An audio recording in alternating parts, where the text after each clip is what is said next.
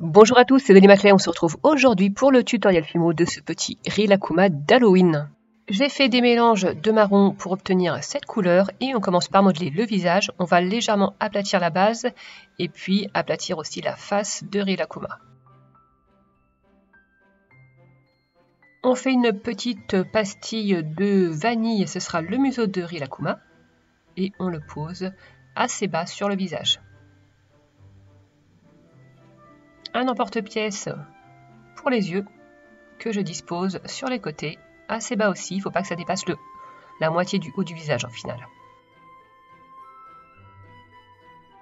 Une toute petite boule de noir pour le nez, plus petite que les yeux, et je vais la mettre en haut de la pastille vanille. Et dans une toute petite brindille de noir, je vais faire la bouche en faisant un petit V comme vous voyez. Je la dispose juste en dessous du nez.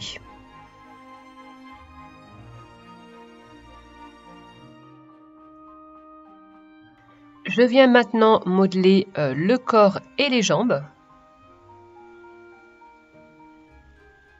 Je tire légèrement sur la pâte pour former les jambes.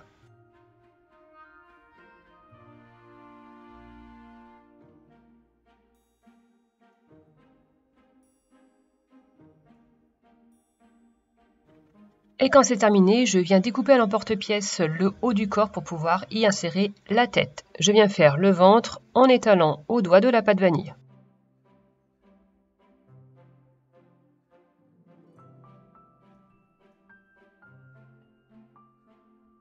J'utilise une petite lingette pour nettoyer ma pâte vanille et pour lisser un petit peu les bords.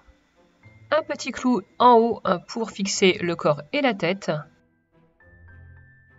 Et bien sûr, je vous conseille de rajouter aussi de la Fimo liquide.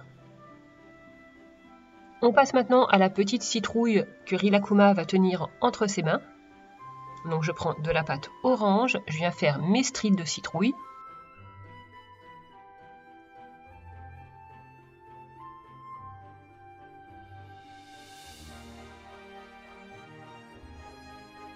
Je rajoute deux petites boules qui seront les oreilles de la citrouille, le pédoncule et une petite liane dans de la pâte verte. Voilà ce que ça donne. On passe maintenant au bras de Rilakkuma. Donc je vais faire un boudin régulier dans de la pâte marron, le même marron que le corps et la tête, et je viens faire une découpe en biseau.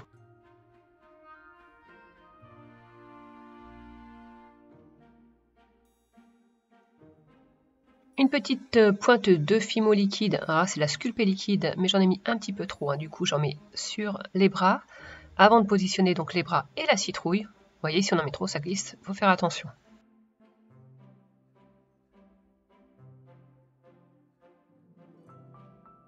Et je mets Rilakkuma au four pour une première cuisson pendant 20 minutes. Je m'attaque à son costume chat noir. Donc je prends de la pâte noire, j'en fais un rond avec un emporte-pièce et je vais mettre ça sur le dos de la tête de Rilakkuma. Je fais bien adhérer.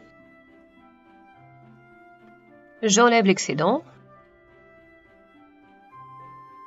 Et je viens faire la partie contour du visage et pour ça je vais donner cette forme demi-lune allongée à ma pâte en la coupant avec un cutter souple.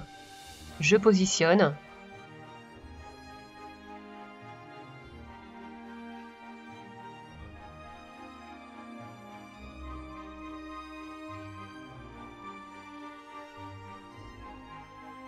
Et je viens combler les trous avec des petits morceaux de pâte.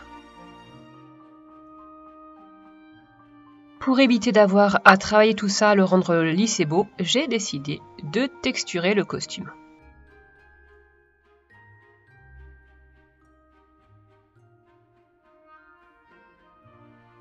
Et voilà ce que ça donne. J'aime beaucoup le contraste entre la partie lisse du visage et cette partie texturée. Alors pour le haut de la cape, j'ai aussi fait une découpe demi-lune allongée. J'essaye de voir si ça convient. C'est parfait, j'ai le compas dans l'œil. Et je vais faire la doublure intérieure dans de la pâte orange. Je l'ai choisie plus claire que la petite citrouille. Je découpe les bords avec ma lame souple. Et là aussi, je vais venir texturer. Je texture seulement la partie noire, pas l'intérieur. Et je viens disposer la cape. Avec mes aiguilles, je peux faire adhérer les différentes parties entre elles et je continue du coup la texture. Donc c'est vraiment top de texturer pour souder différentes parties. Je m'attaque maintenant aux oreilles. Je vais donner une forme un petit peu olive à de la pâte noire, pas trop étalée, assez épaisse. Avec un emporte-pièce goutte, je viens faire deux formes dans la pâte orange, la même qui m'a servi à faire la doublure de la cape. Je coupe les extrémités pointues et je dispose. Je viens maintenant texturer et comme dans ma vidéo précédente, où je vous avais montré ce petit truc, j'ai une petite plaque texturée qui me permet de ne pas écraser une texture que j'aurais faite ou bien qui me permet de faire la texture pendant que j'appuie sur une face. Je peux maintenant disposer les oreilles et je viens les souder avec mes aiguilles.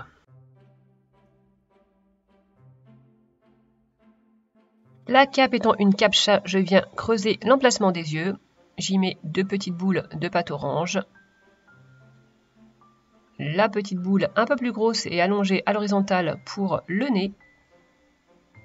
Et la petite brindille que je recourbe pour la bouche.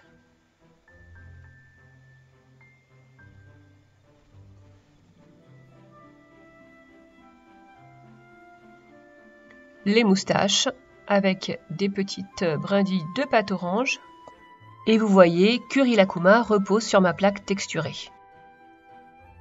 À ce niveau-là, j'ai fait une pré-cuisson de 20 minutes aussi et je viens finir ma création avec des petites bottes que je vais faire à Rilakkuma.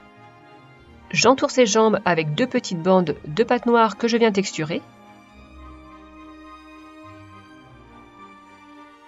Pour la semelle, je fais une découpe à l'emporte-pièce rond. Je dispose et je poursuis la texture.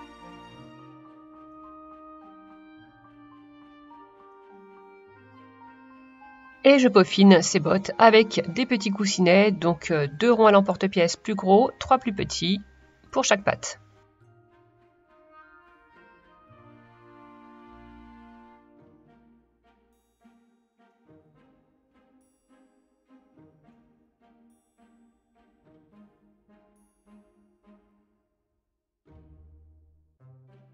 Bon bah voilà, c'est terminé, il n'y a plus qu'à faire cuire pendant 20 minutes. Donc voici ma petite création terminée, j'espère qu'elle vous plaît. Je n'avais jamais fait de Rilakkuma auparavant, et bien écoutez, j'avoue que je l'aime bien ce petit nounours. C'était ma première création de la session Halloween 2022. Voilà, il y aura d'autres tutos sur ce thème bien évidemment. Cette vidéo s'achève, si elle vous a plu, n'hésitez pas à la liker et à mettre un commentaire. Et on se retrouve bientôt pour une nouvelle création. Bye bye! Tu peux me suivre sur ma chaîne YouTube et sur mon compte Instagram. Et si tu reproduis une de mes créations, n'hésite pas à poster une photo sous le hashtag TutoDolly.